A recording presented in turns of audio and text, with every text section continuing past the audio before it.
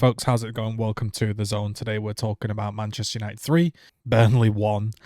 So, obviously, pleased with the result, happy we got 3 points, but it's not really much to talk about if you just come on and you just say, yeah, I'm really happy we got 3 points. That's great. 3 more points, edging towards top 4. That's not really very interesting to listen to, is it? So I always like to just maybe be a little bit more negative than is actually reasonable, considering the result, because again, blind positivity is a little bit boring. How do I judge that game? So he's obviously made 6 changes. So let's think about it logically. He makes 6 changes. This is the manager, Ranić. That obviously tells people, I'm not happy. I'd like to make some changes to the team. He's not going to change the entire team, is he? That's not feasible. So he changes the people he can do whilst keeping a bit of shape. So he's changed primarily both fullbacks. He's changed the centre-back. He's obviously got rid of Bruno because of the suspension, etc. And I come out of that game and it's 3-1. It's okay. But when I watch the game, and I don't know about you as a Man U fan or a sports fan, I watch it and the whole time I'm watching it, I'm like, yeah, this is okay, but we're not going to win a title playing like this. And neither are the players good enough to win a title. I think it comes to a point now where you've had multiple managers, right? All sort of not distance themselves from the players, but come out and say little things. So Ranić's worried about the attitude. Ole couldn't really figure out the problem. Van Gaal wanted a whole different type of player. Jose, let's think about Jose. Jose wanted to get rid of Pogba, Martial, and Shaw. And everyone kicked up this big fuss. You can't get rid of them. They're the future. They're the bright talents. He even said Marcus Rashford will never be Sterling. He's pretty much hit his limit and he can't seem to improve. Do you remember that quote? And when you think about it, if you were to have sold those 4 players and replaced them, would we be that worse off? Luke Shaw's had half a good season. Marcus Rashford has again kind of hit his limit. I'm sure he can get back to his best, and Rashford at his best is very good, but he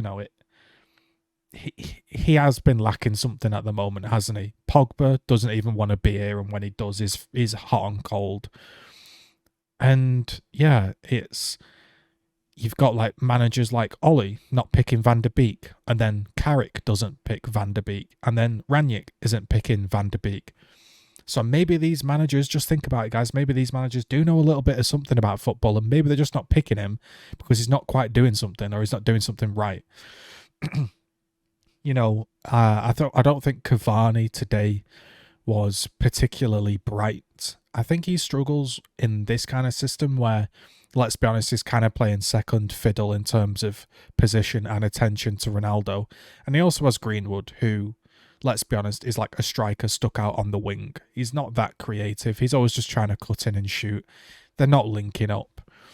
And I think he would work better with more creative players like a Mata or a Sancho. And I'm not suggesting you put Mata in there. Don't get it twisted. But I'm saying those kind of creative players, I think he works better with than just purely basically a bunch of greedy strikers. The match itself, I don't think our fullbacks were good. Honestly, I know this is kind of a ramble, but Wan-Bissaka, man. Wan-Bissaka was just so poor. You remember, he was so poor all game, and then it got to the end of the match. It's 3-1, and he does this weird defending thing. He turns back, gets himself panicked, and then he just lashes it out for a corner, and they almost score. And then if it becomes 3-2 with 5 minutes to go, you've got a big problem on your hands. So I just don't think he's anywhere near good enough. But again, then you've got to ask yourself, well, if nobody else can replace this bloke, what are the other players like? I don't think these managers of these football clubs are stupid. Like I say, Jose was pretty much proven right with who he wanted to get rid of. Van Gaal wanted a lot more possession-based players, which he wasn't gifted. Ole seemingly wanted Jack Grealish and Haaland. He didn't get them. He's ended up with Van der Beek and a few other players. Now, I'm not saying our players are crap, and I'm not judging Ranić either, because I don't think you can judge Ranić after, a few games, basically, with no training. But it's just the attitude again. I mentioned it last week, and I mentioned it, or not even last week, last match, and I mentioned it again. Like, Ronaldo gets subbed off. He's got a goal and an assist, and we're winning 3-1. The game's done. It's 92nd minute. Rather than just smiling and applauding and clapping the crowd, he's just mad grumpy. He's just looking fuming as he's coming off. And then he's like instantly past Ranić, and he's like going and standing behind Mike Phelan, chatting to Mike Phelan in a weird way. And it's just like, can you not see like how this rubs off on people? Can you not just clap the fans and then head off down the tunnel or whatever you're doing that you've won the match? So, yeah, I don't think Cavani had his best game, and I've got him in my fantasy team, but he just doesn't seem to work well with that many strikers around him, which is understandable because he's always about the movement, and he's always about he's on the receiving end of the pass based off his movement. And when you're pushed out to the like wide areas and you're then trying to do that movement and receive it, it's not quite the same.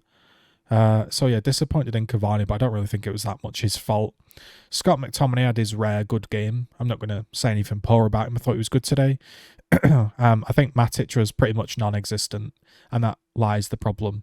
You're rotating between Matic, McTominay, Fred, and either one of them are going to have a bad game when the other guy's having a good game, or they're both going to play average.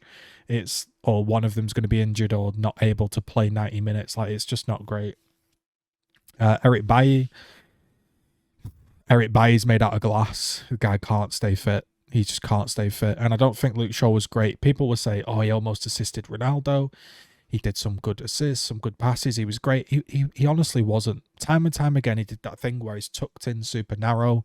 Even Maguire at one point was like, bro, where are you? There's loads of opportunities if you watch the game back. I ask you to watch the game back because it's hard to take it all in at once. But if you watch the game back, just watch the opening 15 minutes of Shaw. There's this bit where Sancho is tracking back. Everyone's tracking back. And Luke Shaw's he's not even crossed the halfway line by the time the play's happened in our left back area. Just can't bother to get back. He grew into it a little bit, but again, I don't think he's like the left back of the Prem UCL title winning teams. Like, he's not good enough. I don't think Wan-Bissaka is. I think Harry Maguire's very poor, but he seems to be the only one that can stay fit. So I think that's how he's surviving. People keep talking about how, like, Ollie did really, really good for the rebuild. But, like, the more you think about it, Maguire, not brilliant. Bailly, not brilliant. Varane looking a bit shaky. Luke Shaw, Wan-Bissaka, not looking brilliant. And midfield of Fred, McTominay, Matic, not brilliant. Dalot, nope. Rashford looking a bit hit and miss, and then you've got two 37-year-olds up front. It's not much of a rebuild, really. So yeah, I'm obviously pleased we won, and we had good moments. We did. I'm not completely negative. We had some good moments. I think in particular we were better at getting in behind, and I think, let's say Sancho, I think had a good game. I think he will grow into it. But again, like Sancho, he's now on the left wing, so is that the end of Rashford? I don't know. It's like, it's typical Man U. It's like you spend all this money to solve the right wing problem, and then you end up playing him on the left. But I am not judging Ranić at all with this group of players, and I'm not judging him well into a few months, because you can't. He can't have possibly done anything in these past few months to train and pick a tactic or whatever he's doing. It's not humanly possible. So I will give it some time. That's why these vlogs are a little bit strange, because at the moment you're kind of just looking at the players. It's kind of what you're doing. You're looking at the players to be like, you show me what, how do I explain this? There was obviously something going wrong under Jose and Ole. Now it's like, okay, now you've got a different manager. So show me what you wanted to do under those managers that they weren't allowing you to do. And at the moment, they're not showing much. So the more and more you look at it, it's just poor players. Look, I think managers make a massive difference. You'll notice all the top teams have probably the best managers. And you'll notice teams like, say, Brighton. I think Graham Potter's a great manager. And I think he's turned in a team that really have no stars, no players, into a really good unit. Manager makes a massive difference. But ultimately, Brighton don't ever get top four. They don't win anything, because it does ultimately come down to the players at the end of the day. Yes, tactics are hugely important. Managers are hugely important.